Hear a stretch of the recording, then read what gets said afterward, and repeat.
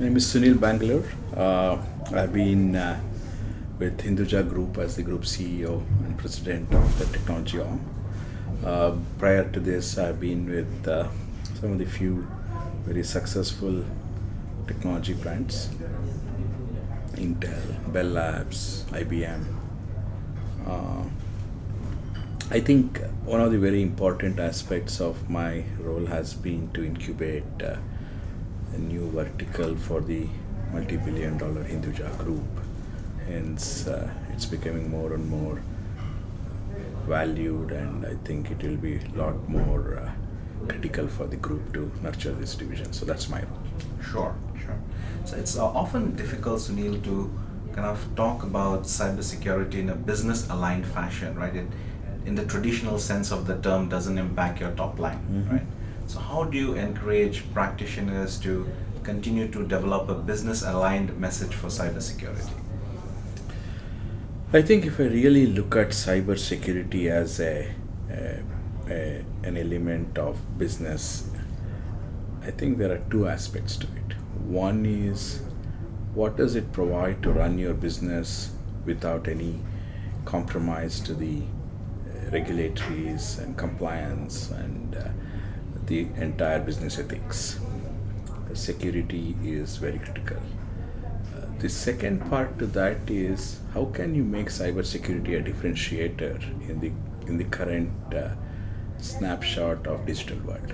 If you really look at it, security for a human being like a president or a prime minister of a nation is so critical because it differentiates different people, right?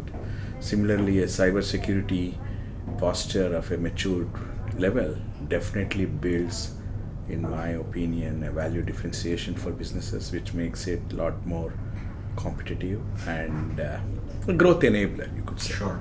So I don't think it's a no-brainer.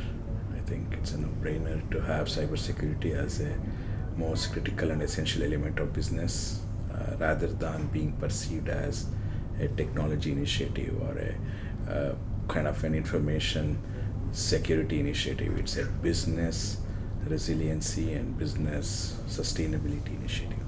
Sure, sure. If you look at the industry in general, I think there's a lack of qualified cybersecurity professionals in the industry. And obviously, participation of women in cybersecurity is also relatively poor.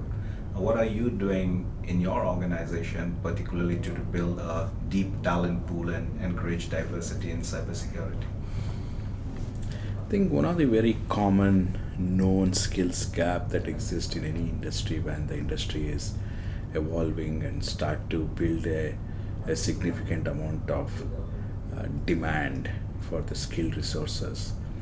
It's like any other skills, be during the automotive revolution, the automotive mechanics, to when the healthcare became a lot more critical for human race, the qualified nursing, qualified medical professionals. Similarly, cyber, I think, becoming so much of an integral component of business, which means you got to have skills. Sure.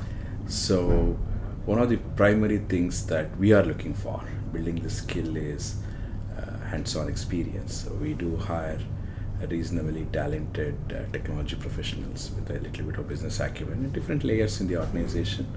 Like, for example, one of our flagship company has recruited a significant amount of cybersecurity analysts to build them into a lot more forensic and a lot more skilled resources on analyzing the cyber threats. It could be analyzing the vulnerabilities and providing some level of secured posture.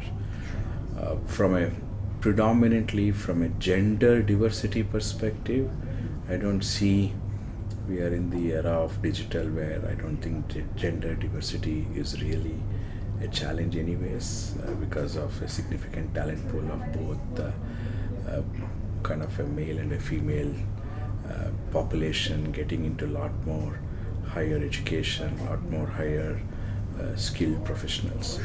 However, cybersecurity being such an integral component, I think, as any other domain, there is a need for both the genders to compete in a healthy and a successful way, so that we can encourage a significant amount of diversity in the population.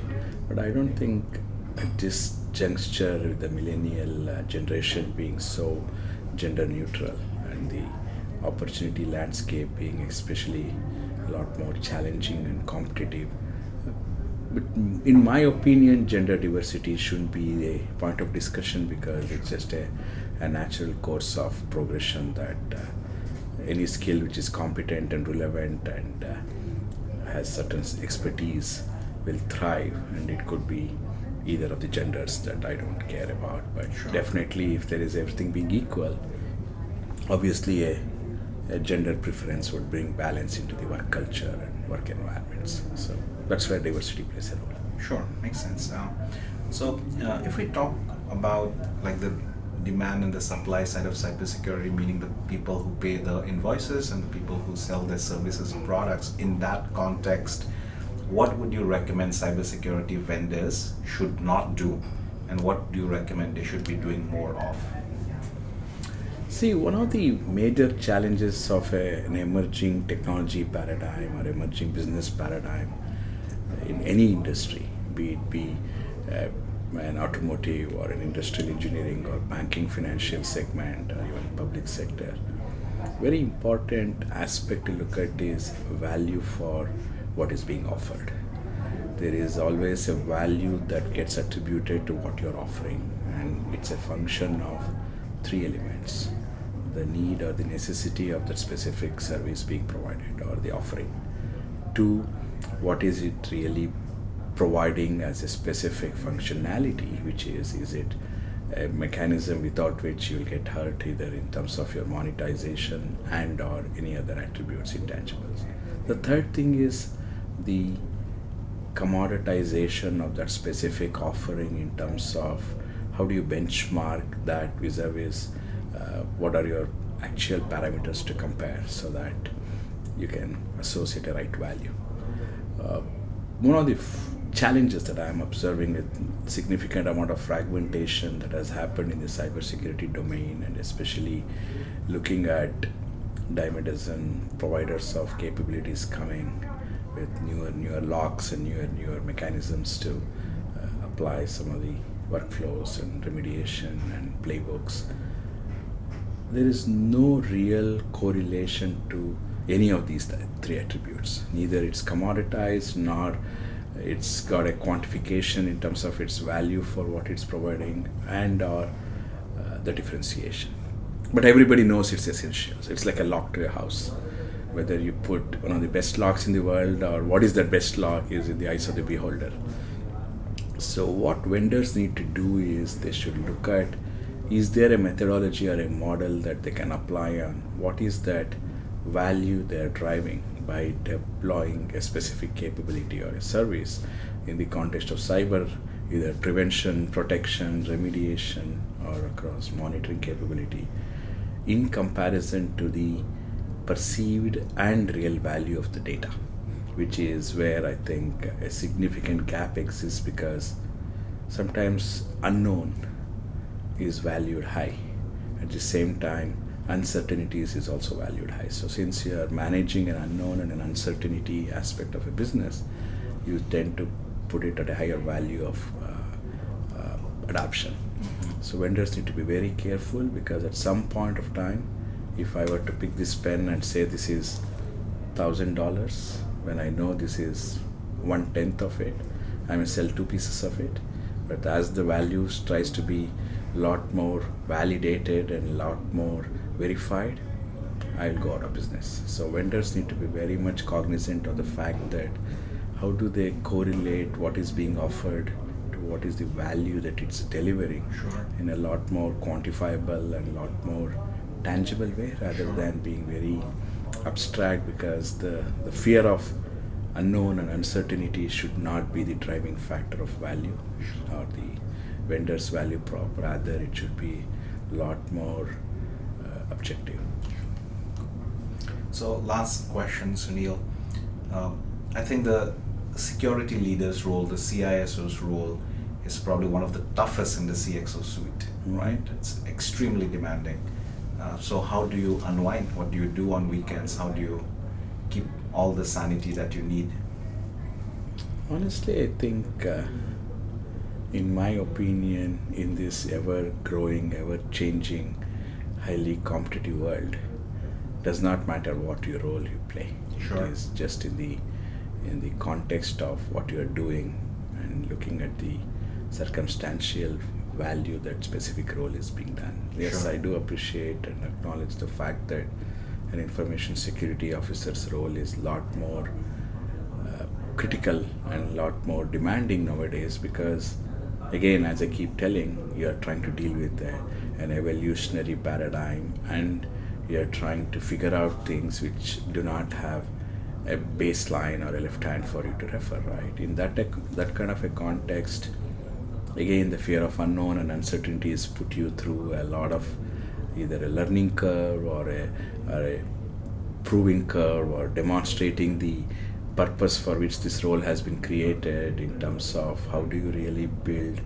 significant amount of conviction and confidence in the work environment that you're being part of, adaptability. So various aspects of challenges of growth in maturing the workforce to perform the role as a little bit more as, in my opinion, run of the mill roles. It's going to take some time. So we have all seen how various professions have matured over a period of time in terms of building the recipe of what you used to call as work-life balance, in terms of how do you really look at your professional and personal life, and what prioritization you do. Like today being a Saturday, I'm outside my house. Sure. Does this mean I'm stressed? Obviously not, because I'm looking at various things in the system, looking at different conferences, trying to engage with people. So unwinding and the terminology of work-life balance, in my opinion, is a function of the outlook that one has towards the role. If you think I'm very important, I'm the one who is responsible, I'm accountable, and backed up by a little bit of uncertainties and incompetence, obviously you'll be stressed. Whether you are a car driver driving a car of a new vehicle, or you're a pilot flying a modern aircraft, or you're a CISO. But the way that CISOs will emerge into a lot more maturity is by ensuring more and more patterns are derived, more and more standardization in the adoption processes, and also looking at what would be the process flow or workflow of evolutionary path of a cybersecurity posture. Once that gets figured out, because this is a new community that is evolving and coming up, I don't think there needs to be any unwinding. I think it will become business as usual. But considering the current state, just to answer your point of what you recommend, I think the most easier way to unwind yourself in this context is not think about your job. Sure. Think there is a role that you are playing which is critical Monday through Friday. Sometimes Saturday, Sunday is critical. But in my opinion, unwinding is a function of what importance you give to your job. Forget the job. It's in every aspect of life, you will get some anomalies, you get some kind of situations. I have a friend who is a CISO in a bank. He tells me, I have such a serious job. The only way I can unwind is spending time with people who can make me laugh. So Sure. I think it's a function of maturity, and I don't think we should give so much importance to this role beyond what it requires, because that creates a different mindset and a hype that also is in my opinion, detrimental factor to building more talent, building more skill, because last thing you want is such a critical role being perceived as and not my kind of role. Sure. So unwinding, there are multiple ways, I think, but very important is forgetting the job. Cool. Yeah. Well, thank you so much for your time.